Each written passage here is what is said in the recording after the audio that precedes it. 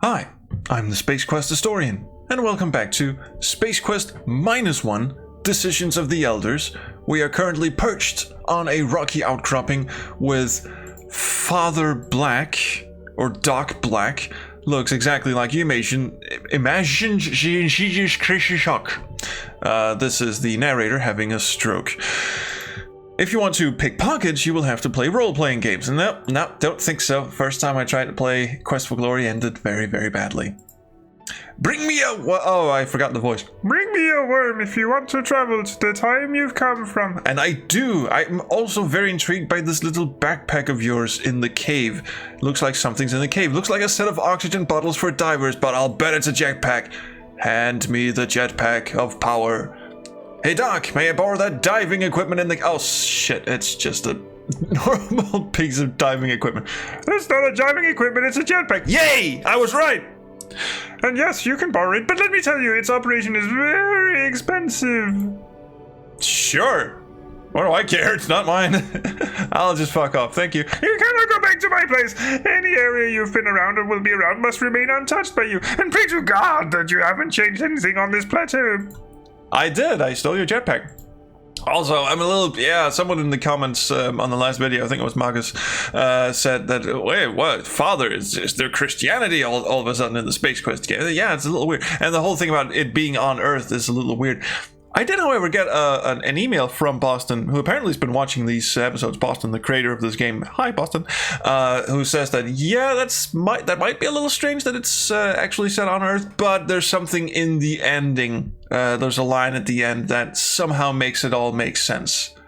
Let's see if that's so. First of all, let's jetpack the fuck out of here. Okay, you buckle on your jetpack. And torpedo yourself straight into a wall. Finally, nothing happens. You unbuckle your jetpack. Hey, Doc.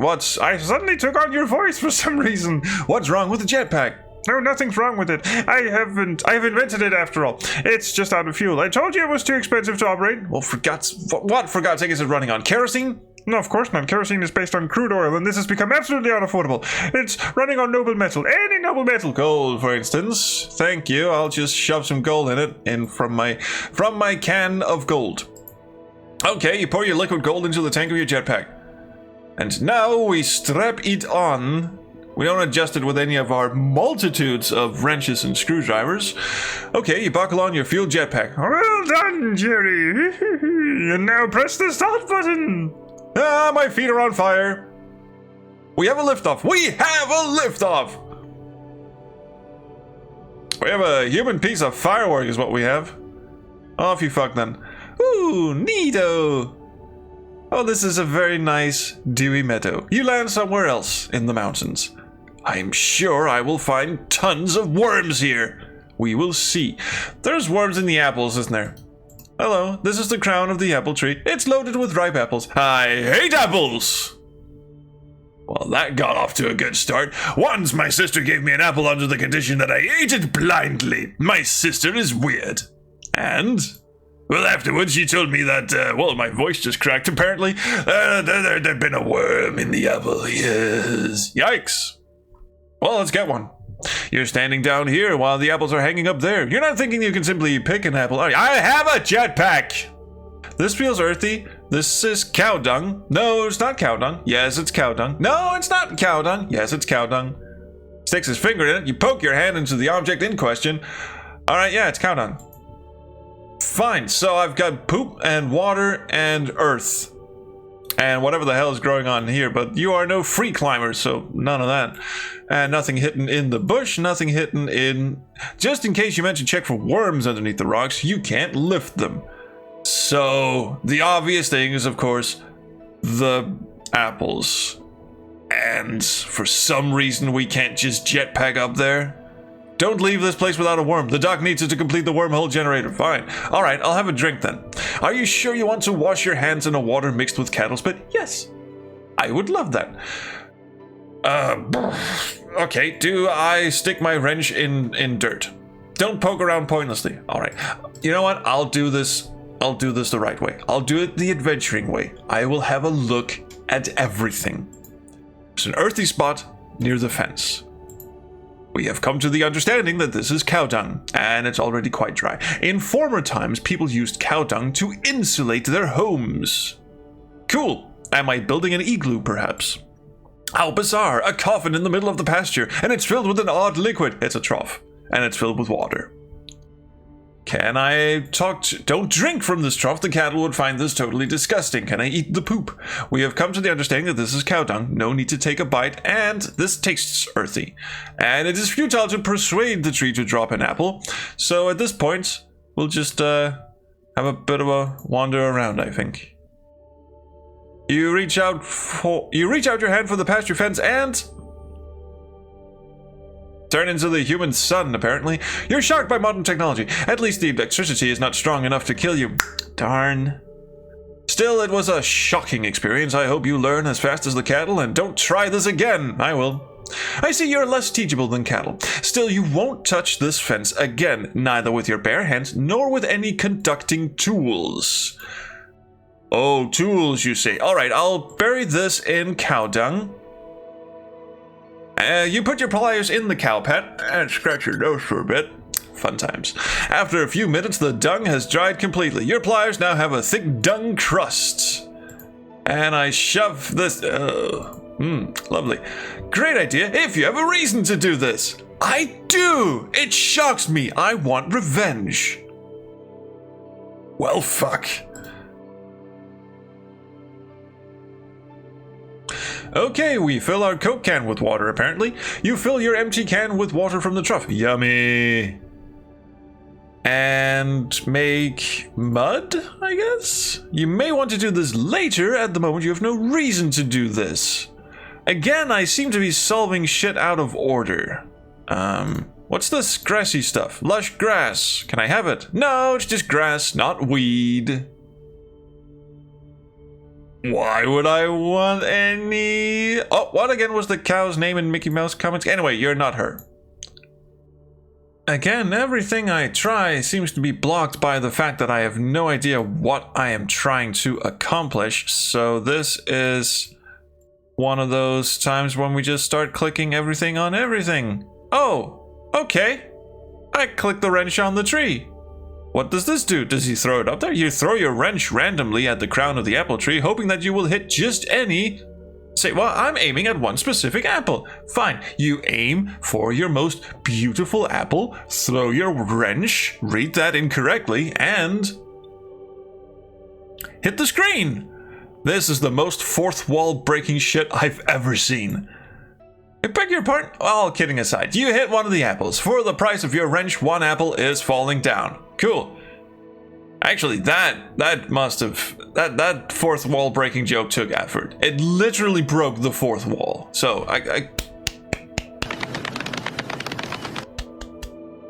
that one's for you. A worm still used... What? Sorry. Again. A worm used to live in the apple. While you are still admiring the beauty of the apple, the worm starts its escape attempt. Oh, the fucking piss of shit to... Oh, okay, so this is what we're doing. So it's gonna go hide in the earth. We make the earth moist. And then... set fire to it? Electrocute the shit out of it? I don't know. The worm flees to the earthy spot near the fence and disappears in the soil. I could have caught it. Yes, but you didn't move. Because you didn't let me. You missed the worm. End of discussion. Alright, fine. I will now pour water on the worm. I think it loves it. Remember this when everything is ready for whatever you plant. Again! Handholdy piece of shit. The apple is a single person household. You won't find another worm there. No, but can I do something to it? Can I talk to... Yikes! A worm used to live in this apple. Well, I just wanted to have a chat with the apple, I guess. Do I clip the... Okay, now I get to clip the fence. Knowing that... The protagonist knows more than I do. Combination pliers are a combination of side-cutting pliers and flat pliers. Yes, I knew that, didn't you? You attempt to cut the pasture fence. Your pliers are insulated in a shitty way, but it works. Wow! A Space Quest game that swears. Yes. Actually, there's an Easter egg in Space Quest 3 that I forgot to show you. If you type in, I think it's like... If you type in the word shit loads of times, the game will actually say shit back at you. Or something. I can't remember. Yeah. I'm the historian. Shut up. You cut the fence without getting shocked. Happily, you notice that the loose wire ends are now hanging down into the dry earth spot below and decide it's time to dispose of your smelly ply. Why? Why do adventure game heroes just go, well, this lovely piece of equipment will no longer be useful? The worm, however, is not impressed by your actions and stays where it is. Yes, but what happens if I electrocute the shit out of him? Okay. Glub glub, motherfucker. You water the dry earth. What do you say? The muddy earth is now conducting enough power to make this an uncomfortable hideaway for the worm. And off it scoots. Again, we could totally catch it. The worm emerges from the mud, crawls several inches, and then stops. The shock must have been too much for it. Don't get me wrong, the worm is still alive, as no animals have been harmed in this game. It's just exhausted. What do you mean? I've been very harmed. Let's have it. And carry the slimy worm around between your fingers, please. Find a container. How about the Coke can?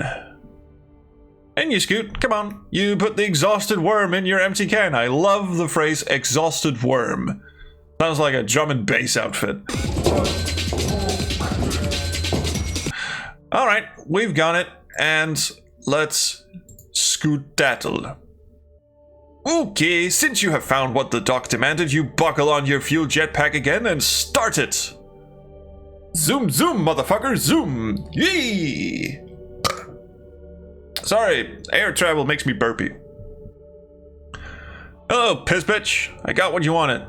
Could you shut up with that stupid voice of yours? Water flights. May I keep the jetpack? No. It's a present for my little nephew who lives in Yulan's flats on Corona. He's a smart boy. I bet he will eventually find a cheaper propellant for the jetpack. Oh, foreshadowing little piece of shit. Alright, cool. I just hope he will pass it on to his offsprings and not trade it for a motor vehicle or something. Actually, this contradicts canon because the jetpack salesman says specifically that this was owned by a little Fleeb or Gweeb or something that used to fly back and forth to Fleapod on alternate Saturdays. He does that in this SQ1 VGA version, granted, but I guess right, actually, that's not canon. Screw that. Fuck it. Anyway, I'm pretty sure the EGA version says something about it being used by someone who did. Okay, this is my final offer, and I'm only doing it because you look like you need it pretty bad. Well then, here you are. You return the jetpack to its rightful owner as Orson Welles apparently starts narrating this game. Ah, the French champagne. Oh, I'm supposed to give it to him. Here you go. You ordered a worm. Here you are, fresh and slimy. You give the hard-earned worm to Doc Black. There's a phrase. And keep the empty can. Ah, yummy! He fucking eats it! Did you just eat the worm? Sure. You said you needed it for the wormhole. Yes, that's what I said. The truth is, I wanted to see if you were really committed to the time travel. Besides, I needed someone to test the jetpack and see if it was safe. But the wormhole... Piece of cake. I finished that invention years ago. And now, to make sure that you won't meet your alter ego, we must calculate the correct length of time we want to send you back to the future. I can tell you the date of my crash landing. Not accurate enough. How long was the vine in front of the cave before you triggered the soldier's transporter? I guess it reached the bottom. Doc Black thinks a few milliseconds. Then he reaches into his left pocket and jiggles his nuts around. A wormhole appears out of thin air. Well, fuck me. Cool. So you finished this I know it's a typo, shut up, it's still funny. But you finished this invention years ago. I bet you completed it just recently and traveled a few years back to your alter ego and tell your alter ego how to do it. For Christ's sakes, one must not mess with the space-time continuum! Ah! Without any warning or farewell, you're being sucked into the wormhole, and thank fucking Christ for that. Cheers. Microseconds later, you land again on the plateau. Let's not mess with anything. Wormhole magically disappears and you wonder if you have indeed traveled in time. I think I have. Let's go hide. Alright, I'm now in hiding. Actually, I'm supposed to come out from here, so let's do indeed mess with something. Let's take this. No, it's meant to be found by your alter ego. Just because you're back in the present doesn't mean that you're supposed to touch everything. Am I supposed to leave something behind? I'm supposed to leave the Coke can behind, obviously. There you go. You place the empty Coke can at the very same spot you're taking it from, thus building a paradox. Pretty sure that's a paradox. I think you've just corrected the failure in the space-time continuum just in time. The scenery is now ready for your alter ego. To avoid meeting yourself, you hide in a corner of the cave from where he will enter. But okay, you wait for a few minutes, you wait for more minutes, and finally you fall asleep. Time passes. More time passes. A familiar yet strange event is taking place. You search the poor guy's armor. Feels very strange. The material his armor is made of has certainly not been invented yet. Or yet been invented. The guy is definitely from the future. While fumbling in one of the inside pockets, you get hold of a metal gadget. You try to pull it out. It just occurs to me that we've been without sound effects for this entire time. There have actually been sound effects in the game. I've just forgot to enable them. I'm clever. I'm sorry. While doing so, you accidentally activate it. Activate what? Come on, sound effect. No sound effects. Did I just see myself over there? No. But I can swear that... Shut up and get ready for the next chapter. Alright, I'll just put some sound effects in then. Okay, Jerry, your alter ego has just traveled back in time. You've obviously restored the timeline. What are you going to do next? I'm gonna enable some sound effects. So, see you in a bit. Okay, we're back, and the sound actually works now. I'm clever. So let's search more of this dude. He has clearly not been pawed enough. Once more, you search the alien soldier, this time much more carefully. You tickle his nuts for a bit. You feel the device in one of the guy's inside pocket and pull it out without triggering it again. What's this? Looks like an iPhone 105C. It sure has a home button and a cheap plastic shell, but it's a transporter. And not an iPhone, which apparently also exists in this universe, but okay. And it's not just any transporter, it's an I-transporter, which you can travel through space and time with, or time and space with, depends on how you read that. Great, and I already know which time to travel to. I simply change the algebraic sign in front of the time setting of the I-transporter. But what space coordinates, and how did I suddenly grow a brain? Don't complicate it. Oh, right. You press the home button, and do I still have time to take the soldier's gun? Certainly not, and don't interrupt me when I'm saying something dramatic. Where was I? Right, it is time to face the future. Energize! You hear that? Yeah, those are sound effects. Well, part 3, time for heroics.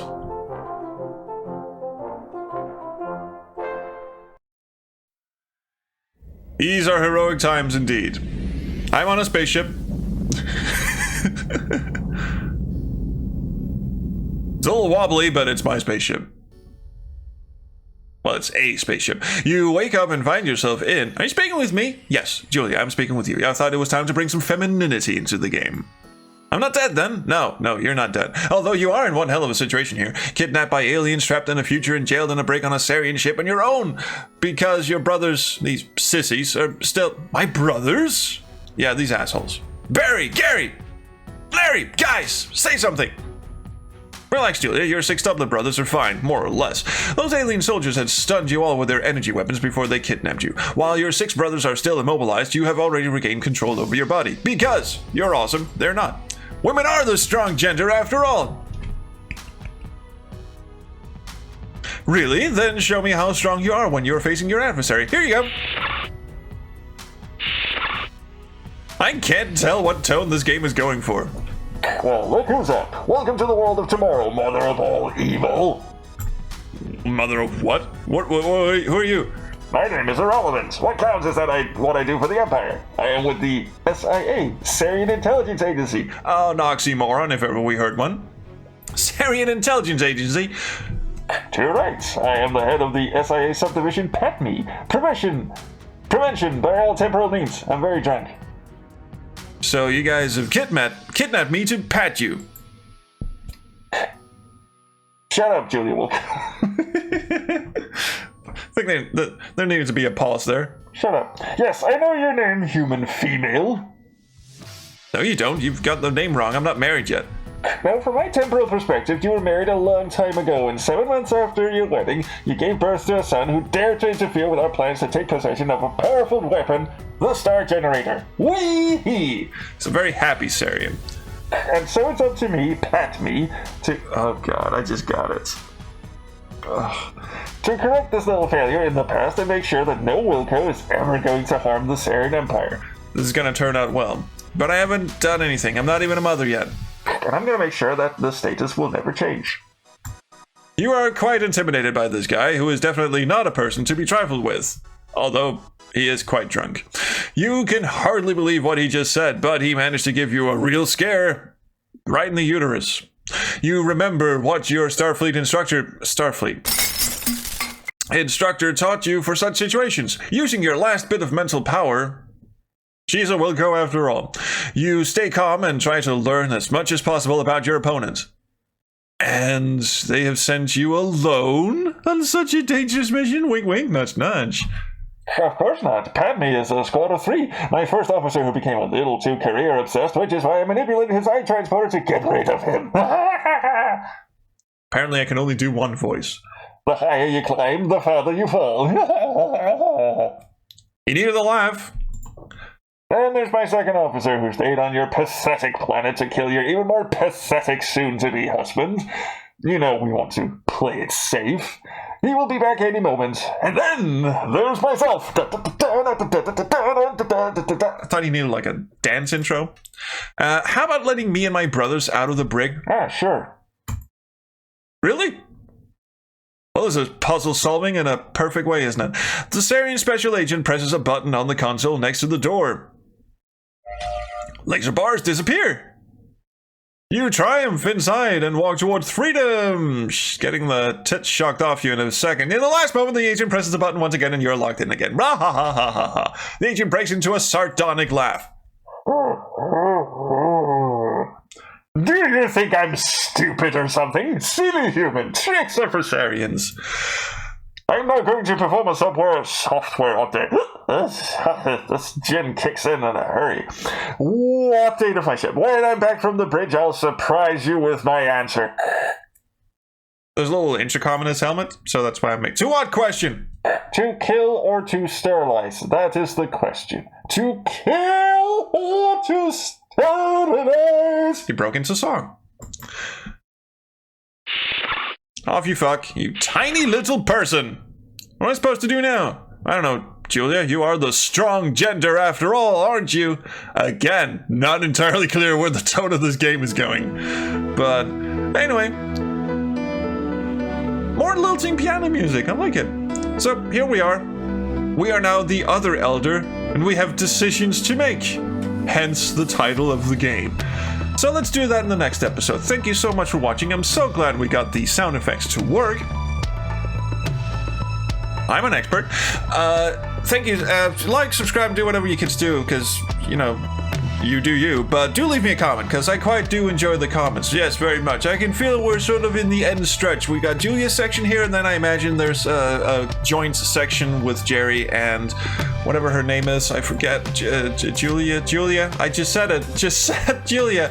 I have the IQ of a goldfish. Anyway, cheerio, Miss Sophie. I will see you around the Chrono stream. Bye.